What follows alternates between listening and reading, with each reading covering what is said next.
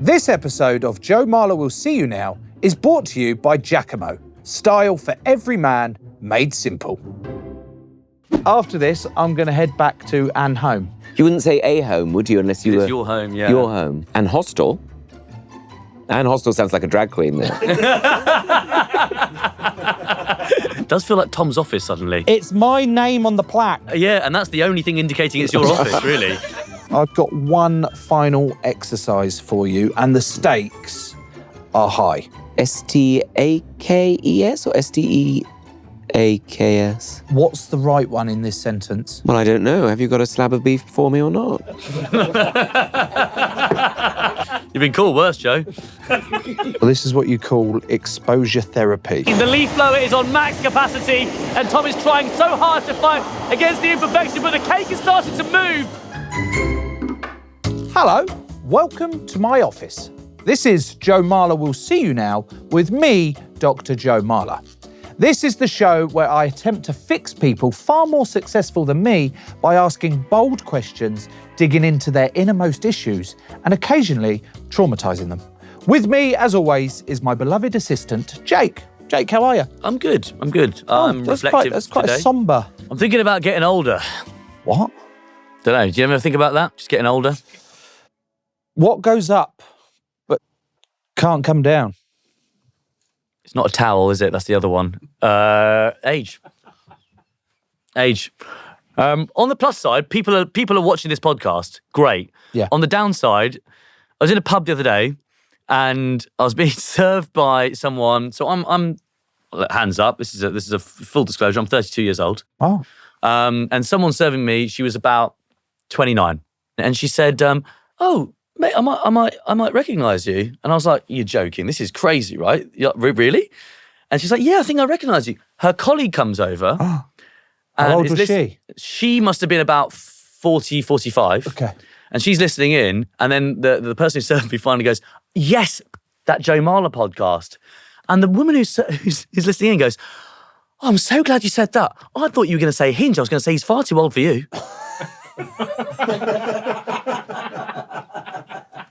In earshot, like not in earshot, in eye shot as well. What's this Hinge you talk about? Hinge. What's it? I don't know why you've gone to your like Lord of the Rings character. What is this Hinge you talk about? Okay. What's this Hinge you talk about? Oh, you don't want to get involved, Okay, Joe. You fine. don't want to get involved with all that. But yeah, it makes you think about getting older. And obviously, we've got a birthday in the office as well. Yes, we do. Yes, we do. Janet's birthday, everybody. Round of applause for Janet's birthday. Why have we not invited Janet It in? seems weird that it's Janet's birthday, but she's not allowed in the studio to record and be part of it at all. She's got work to do, mate. And she's got work to do. She's got work to do. I mean, we have one client every week, and she's got to make sure they're booked in. That's that's a 5-day week job, isn't it? What did you get Janet for her birthday? Huh? What did you get Janet for her birthday? What she's always asked me for. A foot spa. I don't know if you've seen her fit, but they have been giving her problems. Yes. Bunions. So, ingrown she's been asking toenails. for yes, ingrown toenails, bunions. Just all on sorts of that, do you like ingrown toenails? Maybe this is... No. Sorry. This is it. Let's lock into this. Maybe this is a bit of an overshare. Go on. What do you mean, do I like them? I love getting ingrown toenails. Really? Yeah, love them. Are they not painful? Yeah, agony. Yeah. But I really enjoy the whole process of then, becoming... You know how I like pretending to be a doctor? Yeah. I get like my little kit out, like a little mini scalpel and all that lot. And I watch videos on it and then I do the thing. And you like the pain? Yeah, and I do it in a way where I actually remove the ingrown toenail. So someone just vom over there. I remove it perfectly, but in a way that doesn't mean it won't happen again. And you are doing therapy as well, aren't you? Rather than just pretending to be a therapist, you're sort of also working on some of your own issues. Was that too much of an overshare? Not at all. Is that weird? Perfect level of overshare. I just didn't expect it at all. So what you're saying is you don't like ingrown toenails? No, I don't. I mean, I don't want to show off, but I don't think I've ever had an ingrown toenail. What? Never had an ingrown toenail. You haven't lived. No. You have not lived, mate. What is a sort of pain that you quite like? For example, I quite like, if I was to, I don't do it often, but there's something quite eye-wateringly nice about picking a nose hair out. Definitely. Really, really nice. I do it often. Do you really? Often. Because it helps induce a sneeze with me as well, which, as we know, is an eighth of an orgasm. So Yeah. if you're not getting a lot, you can with a nose pull. Yeah. Did you say morgasm? You did, didn't you?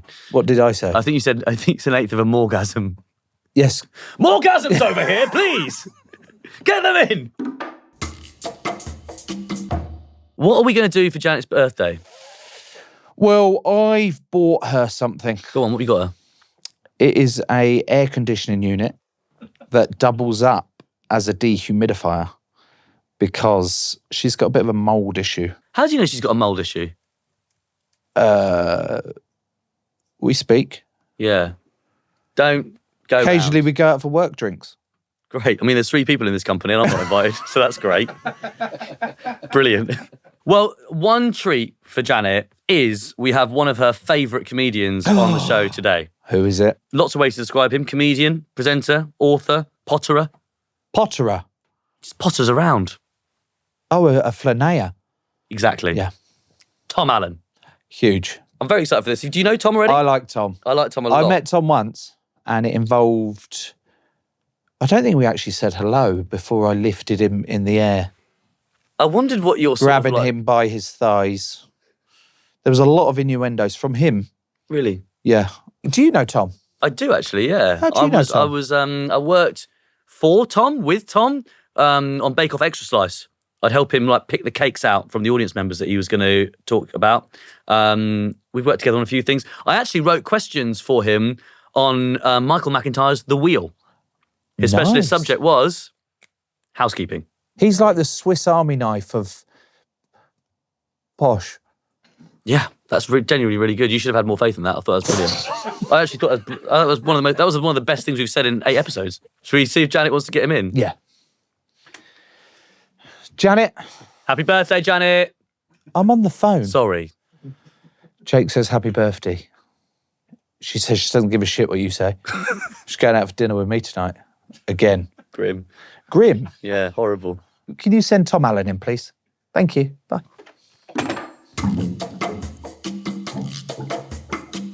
Oh, hello. Tom! Hi, Joe. Lovely to see you. Welcome. Well, thank you very much. I just had a lovely chat with Janet, actually. Oh, you did? What did She you... loves working here. She didn't enjoy when she worked at The Apprentice.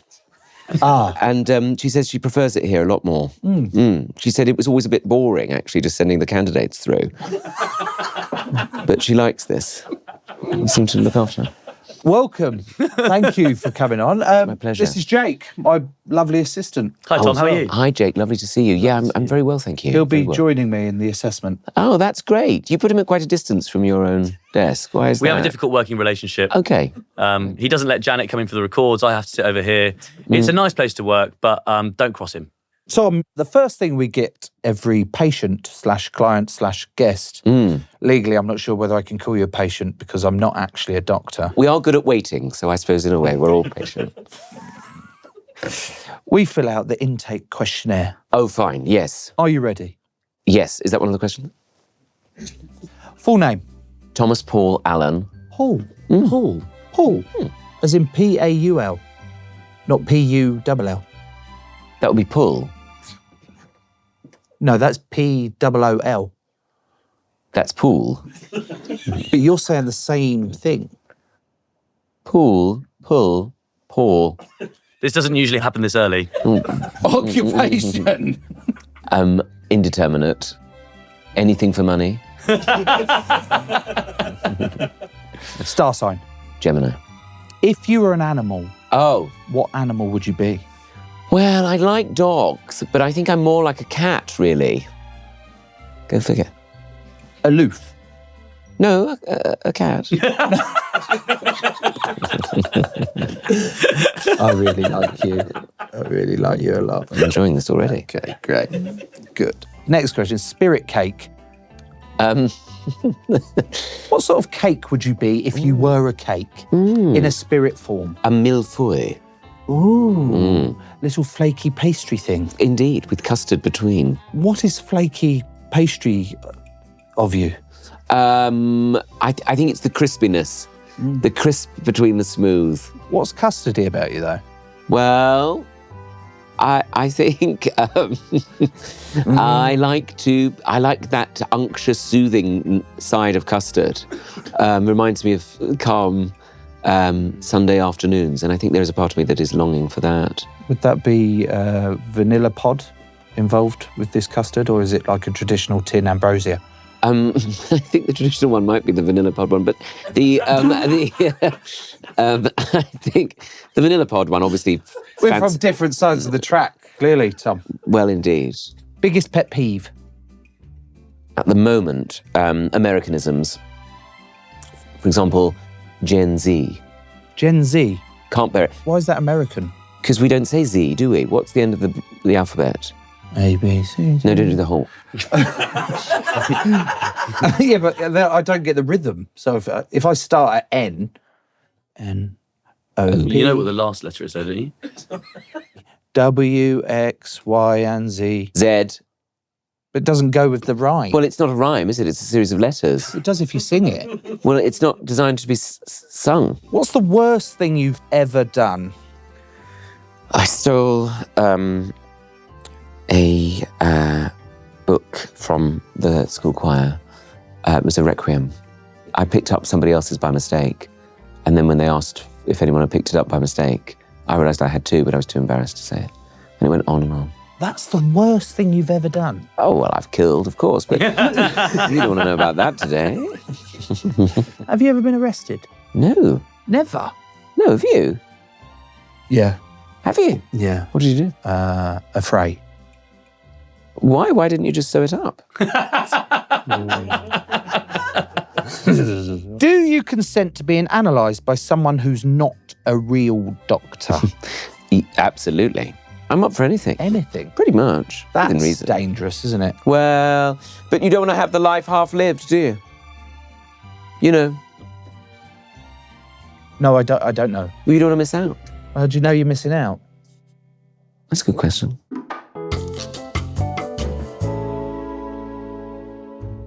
Tom, you are polished. Thank you. You are elegant. Oh, that's kind. And controlled. Well, most of the time, I suppose. You appear to me as the closest thing to perfection. Oh, what a generous thing to say, Joe.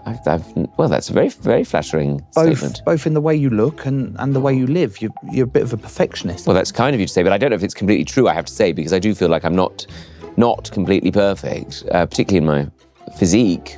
Gosh. What's not perfect about your physique? Oh, I'm carrying a bit of timber around my middle. The custard gut. Yeah. That's what it I is. dine almost exclusively on custard. Deep down, the theme I'm sensing is that you're terrified of imperfection. Oh, Joe, what an insightful thing to say. Yes, I think I am, actually, yes. You agree with me, Jake? Totally. And I thought you were very tactful when you said custard gut. I thought it was really nice. It's the tact that only a qualified doctor would have. Yeah. The custard gut. Probably be more helpful if doctors did speak like that. Lord knows they don't have enough time. You're eating too much custard. Just stop. Today, my mission is simple. Oh. I want to help you embrace the messy, chaotic human side of things, and I want you to release your inner imperfect Tom. I do cling to that sense of perfection. I think it's that sense of, not wanting to leave life with regrets. You don't want to, lead a half life lived. I don't want to live the life half lived. We nearly had a sentence there.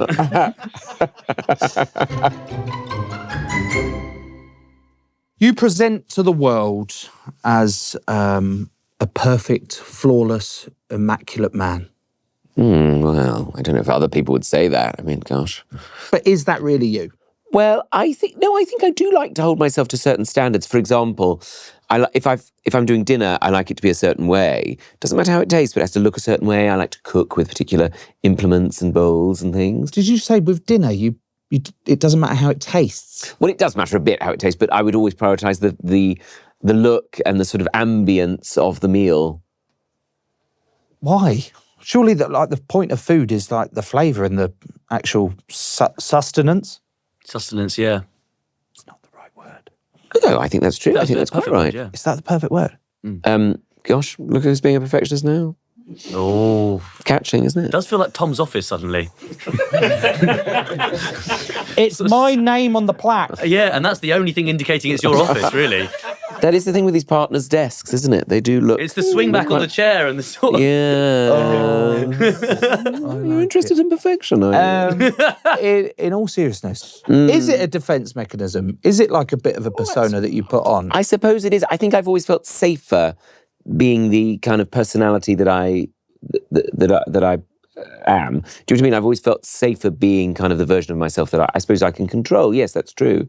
I think if I was completely myself, I would feel a bit vulnerable then. I think I'd feel a bit sort of, I don't know. Yes, it's a good question. I think maybe I didn't feel particularly inclined to be like that, and I'd much preferred to be, as I say, funny when I was younger. Because you're from Bromley, aren't you? Yes, that isn't a joke. What would be a joke about being from Bromley? No, just that I'm from Bromley. Oh, yeah, which confuses me because, you know, you don't sound like someone from Bromley. Well, that's the thing, and I never sounded like the people around me. So I always had this posh voice, but I wasn't from a posh family. You were born with that voice? Yes. Imagine the curse that it is. In this age, when everyone's trying to be so egalitarian and so inclusive, I come out talking like, you know, Noel Coward. And then, you know, who wants to hear that? Nobody. And at school, people couldn't really understand me, and people, particularly at secondary school, be like, why'd you talk like that? Because I went to a comprehensive school. Yeah. You know, ironically, I was the one who was easiest to comprehend because of my clear speaking voice. So I always had this thing, and people always sort of sensed that I was different, I think, when I was younger. And I guess I had the option to sort of go in their direction and be like them, but something about me made me kind of slightly belligerent and stay different. And you said you were born talking like this. Were you born in a suit as well? Because I've not seen you in anything else. Well, I do sometimes wear cash clothes. Yesterday I wore an hoodie. What? An hoodie? I'm trying to bring back the N before the H. Like, for example, in an hotel or an historian. Because saying a hotel means you have to take in a small breath before you say hotel, whereas an hotel runs much smoother, which is how people used to speak. When are you bringing it back from? From the pre-1955. Fine. Yeah, but it's grammatically incorrect. You don't say, I'm going to an hotel. You do. What? Yeah, traditionally, yeah. I'm sitting in an chair. No, it's only with H words. Only when it begins with an H. We nearly nailed the alphabet earlier. Yeah. Let's try and put it into practice now, Joe. All right. Okay, after this, I'm going to head back to an home. You wouldn't say a home, would you, unless you were... It's your home, yeah. Your home. Yeah, but you don't know it's my home. And hostel? And hostel sounds like a drag queen there. Is that real? It's an hotel and historian are the ones I always think of. We're going to take an holistic approach to Tom's treatment today. Thank you, Jake. I'm an outsider in all of this because I am from a very normal family. My dad was a coach driver.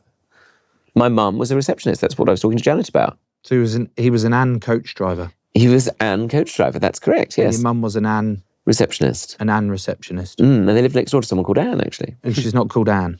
She's called Anne. No, your mum's not called Anne. No, she's called Irene. Oh. Come on. No, that's Eileen. Oh.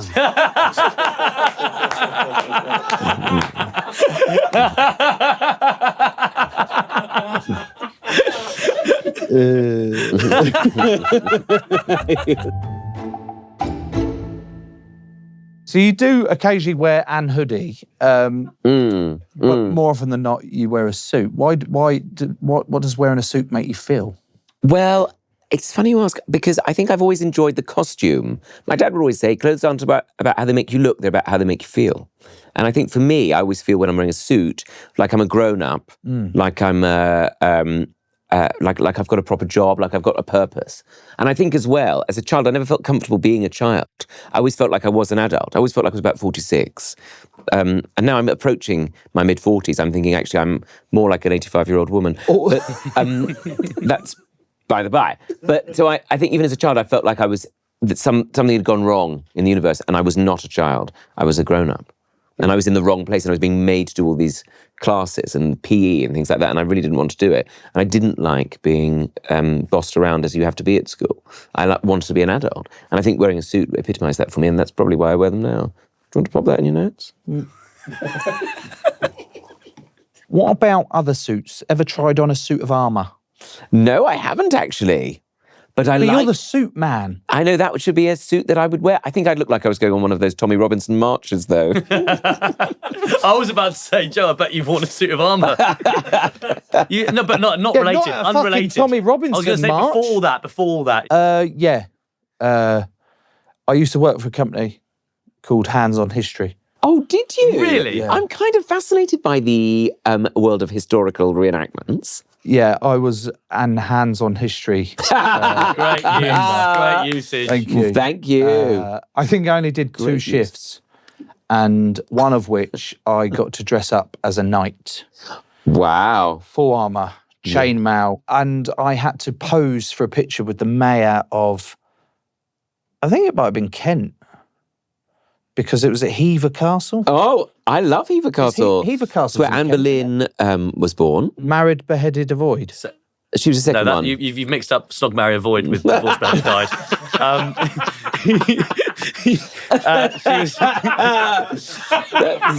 So much pain would have been saved if you just played Snog, Marry, Avoid rather than Divorce, Beheaded, Died. Oh, the Reformation wouldn't have had to go through so bloodily. It would have just been a fun game. So what was she? She was the second one. She was beheaded. Yeah, because she could not produce an heir. But yeah, I had to put on this armour, and then they said, "Oh, can we go up to the top of the turret for the picture with the mayor?" Oh, what? So I started. It's quite heavy. Like the chainmail was like 30 kilos as it was. Oh, heavens. And I'm actually claustrophobic, but I think it was induced by this moment because I couldn't take any of the armour off myself. So I'm like out of breath going up these stairs. Oh, bless you. And then halfway up, I'm just having a panic attack because I can't get it all off really I'm not quick. surprised. And then they were like, "What's taking you so long?" And I was like, "Fuck off, I've got the sword." You know, really sort of got into So you character. calmed the situation, yeah. In the most mature way possible as well. And I got up there and had the photo. Oh, you got up? Oh, wow, that's very impressive. Never worn armour again. That would put you off. Right, before we go any further, I'd love to say a quick thank you to the sponsor of this week's episode, Jacamo. Whatever look you're into, they've got all sorts of top brands to choose from. A bit like you. Oh, sorry. I was just going to say. Well, you're a bit of a brand yourself, aren't you? What do you mean? You've got a very distinct look. Today it's sort of farmer chic. Farmer chic. Yeah. Plus size, Peaky Blinders. That's my brand. Today it is because, for those who can't see what's going on, Joe is wearing a hat. It's the talk of the town. It really has been the talk of the office today. Yeah. We spent so much time with each other that him changing one little bit of his appearance is like, well, I've got to talk about that now. At school, when you're spending the same time with the same people every single day, someone comes in with a haircut. Haircut? That's something that's different. I'm going to rinse you now for that for the rest of the day. I remember at school, I had a pair of gold Adidas retro trainers. Right. But I'd bought them from the charity shop. And I was out with some mates one time. We were sitting on the swings. I remember this vividly. And one of the girls looked down at my feet as I was sitting there swinging. She went, "Why have you got a sticker of $3.95 on the side of your trainer?" I went, "What?" Oh, mate. Looked down and it was the price that I'd paid for them. They were like, no. "Did you get them from a charity shop?" And I went, "Yeah." Oh, God. It just melted. So it's like stuff like that you go, hang on, I need to find something that I'm comfortable in. Yeah, rather than just trying to... This is a bit of me. I had that on the first non-uniform day in year 7. I had a T-shirt on and it was a skeleton riding a bike and it said Bone Shaker. And I remember a girl in the class was like, my 5-year-old brother's got that T-shirt. Oh. And I was mortified. You didn't have the confidence at the time to say, hey, your 5-year-old brother's really cool. I wouldn't still, to be honest with you, 32 years old, I wouldn't have thought of that. That's a brilliant comeback.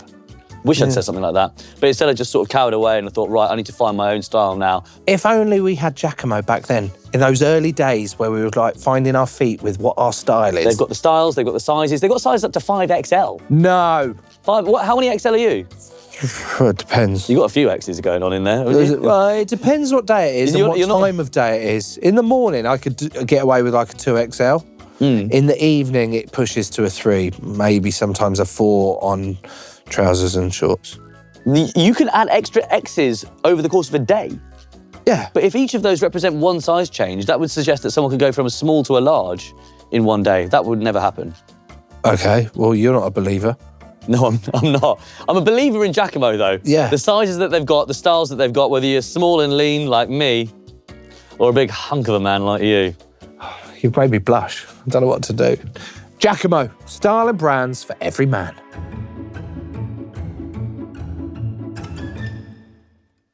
Right, Tom.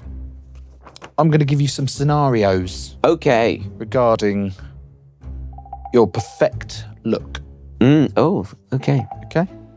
And you're going to tell me how you feel about them. Okay. You've run out of shoe shine and you've got to leave the house with unpolished shoes. If I was going somewhere very formal, what I might do is buff the outside with my socks. Why? It's all about standards, isn't it? Yeah, but that shoe, what's the difference with that shoe if it's buffed or not buffed? Well, it's a bit like a clean car, isn't it? It goes faster. You're walking to a meeting and you notice you've spilt coffee on your tie. Oh, I hate that, Joe. Oh, that is very triggering for me. Do you know what I don't like as well? Are those coppers that go on a coffee cup when you go to a shop. The what goes on a coffee The cup? sippy bit. The sippy bit. You know, the bit, the top. The lid. The lid. Yeah. Thank you. Gosh, this is really quite a moment for me. The lid? The lid. I can't. You don't like a lid on Joe, a coffee I cup? cannot get on board with those. But it would prevent you spilling it on your tie. No, it doesn't. No, it does not. That one thing, I just find for some reason it either collects under the clippy bit, or it dribbles out. That just goes down me, and I think, what was the point of that? I may as well have just had a cup of coffee. Okay. And I think it is absolutely what is wrong with this world. No, it's to allow the drink to come out smoothly. Oh. But I have trouble with the lids because when I go to swig it, my nose blocks the hole. It's like the perfect thing. So then it chugs anyway and goes all down me. Wow. Like, you're into your gardening, aren't you? Oh, well, yeah, I mean, I like it, yeah. Yeah, but you love it. I mean, yeah. What made you then go, I'm going to do a podcast whilst I garden? I find that I'm at peace when I'm in the garden, actually. I feel a lot more relaxed, and I think it's quite a community-based thing to do gardening because I think it looks nice for other people. And I thought, well, wouldn't it be nice if I could sort of share that garden experience with a wider audience? The thing about gardening for me is it's actually the antithesis of all my smartness because I like to pop on some casual clothes, maybe an hoodie, and I like to get down and dirty, I suppose is what young people would say. Dirty? Yeah, you know what? I don't even always use a trowel. I sometimes will, quite often in fact, and you'll see it in my fingers now, just do it with my hands. But that sort of goes against the perfectionist that you are. That's so what I mean. It's like, that's my moment to let go. Oh, do you know what I mean? Yeah, that's where you let loose. That's where I let loose, yeah. What do you think about the plants in our office? Well, I'm impressed that you've managed to grow them in a lightless, airless room. That's plastic for you. Are they not real? Huh? They're not real? There's one plant in here of the lot that's real. There's one. There's one plant? Yeah. Well, I'd like to lean on Tom here to help. With my expertise. Well, usually, as is apt for the theme of today, the real one is the one with imperfections. And that is the one. Deep, right? Really deep. That is beautiful. Powerful. That's powerful, really. I say that because there's a dead bit at the back.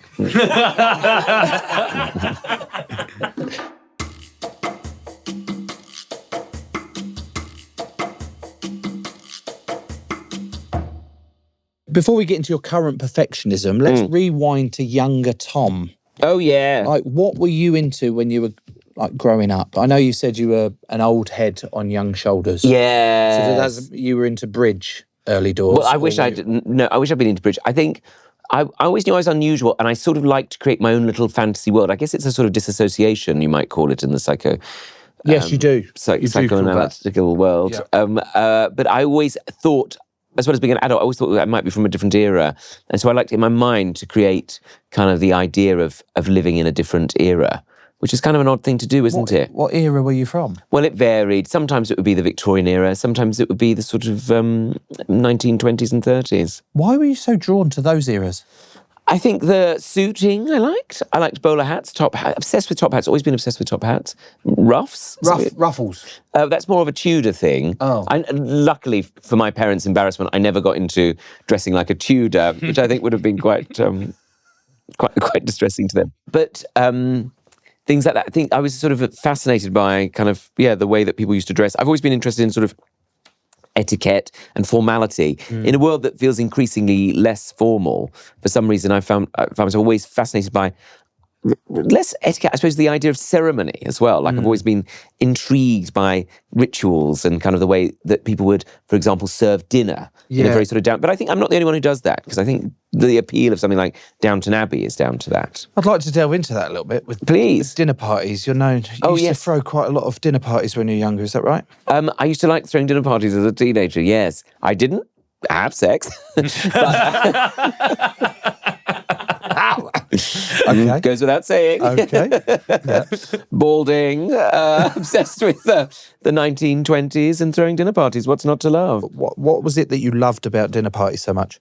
Well, I think I like the idea of bringing that formality and ceremony to my contemporaries, and I like the idea. I think on some level I thought it would impress the boys I fancied in my year if they were invited and they saw my prowess when it came to understanding formality. Did it work? Not one bit. Quite the opposite. What about in the notes that it says you Well, they're not your notes. You can't question me on your notes. Okay, but my notes here says that you actually invited a teacher to a dinner party. Yes, of course, why not? What do you mean, why not? Well... Was he a good teacher? She was a great teacher. She was yeah. Okay. Yeah. There were several teachers I invited because, as I say, I was not cool, but I was... Cool is subjective though, isn't it?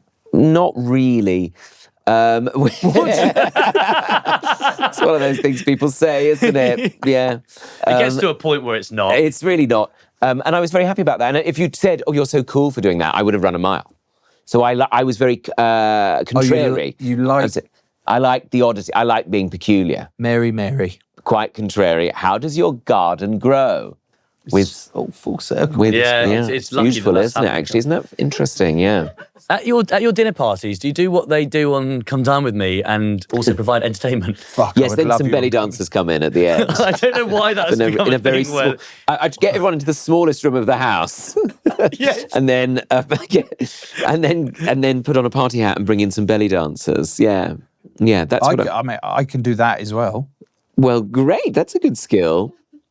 Was that? Oh, that's impressive. For the audio listener, Joe is belly dancing, or performing CPR on himself. It seems to be uncomfortable for you. Fucking hell, that's hard.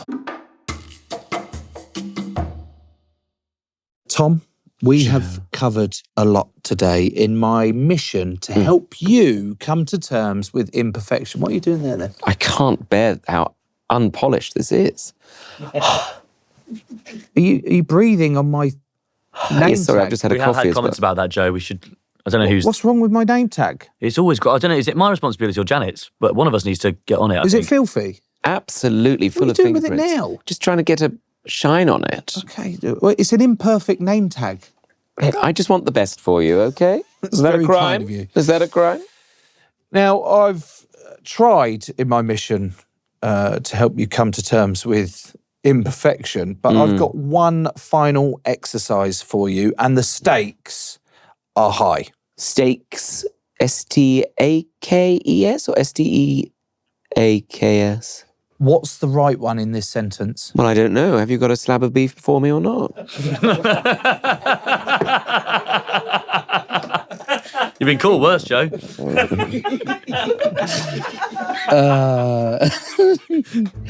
As you know, it is Janet's birthday today. Absolutely. I was talking to her about it just now. And we've got her a cake. Oh. Her name needs to be iced on this cake. Jake, have we got the cake and all the ingredients needed? Oh, Jake, thank you. It's a lovely cake, Jake. Yeah. So you've got the cake. Waitrose. Oh, dear. Well, I'm a brand ambassador for Marks & Spencer's, so it won't be very nice. Marks & Sparks. Oh, good. It's going to be delicious. You got everything you need to ice Janet's name on the cake. Lovely. But you will be needing these. Oh no, you're not going to throw like maggots at me or something, are you? Like they do on I'm a Celebrity. Throw maggots at you. Isn't it? This is the sort of thing they put on, isn't it? And then they have like cockroaches crawling over their face. Tom, the reason why I want you to wear safety goggles is because I want you to embrace imperfection. So whilst attempting this task, I'm going to be blasting you with a leaf blower. Oh, I cannot stand leaf blowers. It's also got a sucking option. What a day to be a leaf. I've combined your two loves, gardening and baking. Well, leaf blowers are the bane of my life. Okay. I'm with Alan Titchmarsh on leaf blowers. Well, this is what you call exposure therapy. It's the intermittent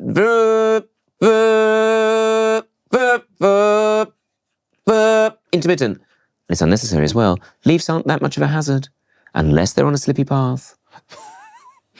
They mulch down. Mulch. And the garden needs more mulch. I love mulch. Well, it just breaks down straight away and then it helps with the soil quality.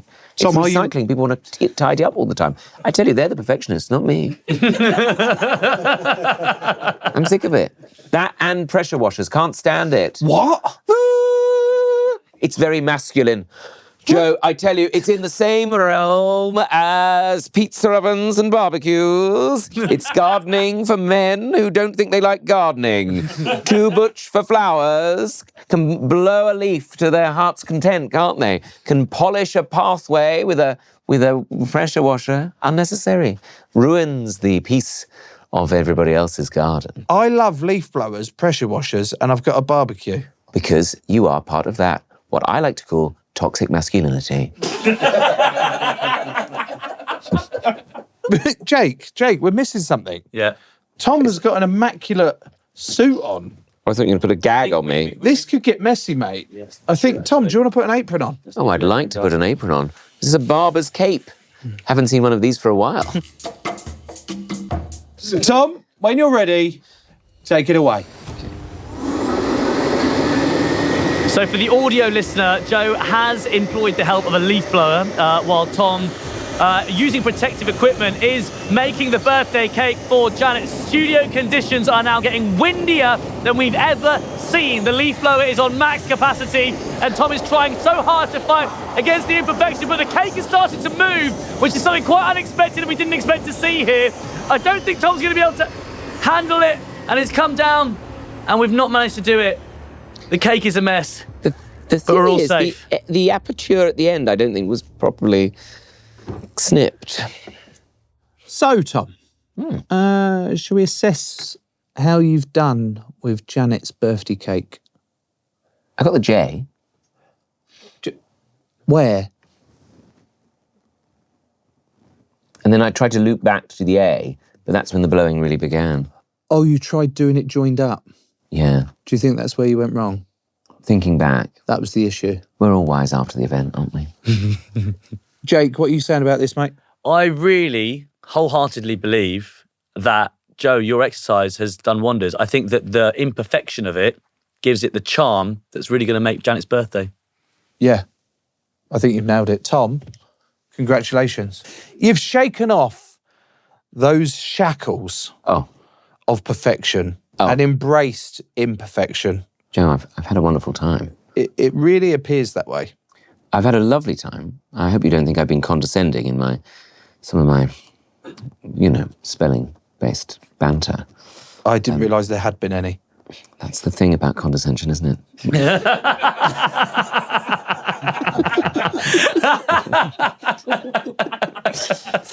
Now, before every client leaves, we offer them a badge to remind them of the process that they've been through. Oh, goodness. In their session. Jake, what have we got for the badge this week? Inspired by the beautiful South song, it's I'm an imperfect 10. How does it go? I'm an imperfect 10. That's for you, Tom, to take away with you. Thank you, Joe and Jake and Janet. As ever, you get a lollipop. Oh, as every trip to a doctor's should include. Thank you. I feel like I've just... orange. Orange is my favourite. Why? I don't know. I've always found it an appealing flavour. I always found the other ones, as a child, I always found the other ones a little bit frightening. Now, I don't want to ask too much of you, but do you mind taking this to Janet? Because Of course, it's her birthday. Right, yeah, thanks. Can't you got that one? Okay, fine. All the best. Tom Allen, everybody. Oh, thanks, everyone. Thank you, you. Janet. Ha, ha, ha, ha. If you want to join the doctor's waiting list, please subscribe to our YouTube channel and follow us on Instagram @We'llSeeYouNowShow. Remember, unless it's not clear enough already, I'm not a real doctor. If you need any professional help, you'll find a link to great support services on our Instagram. I've been Joe Marler, and this has been Joe Marler Will See You Now, presented by Giacomo. I'll see you next time. Bye-bye.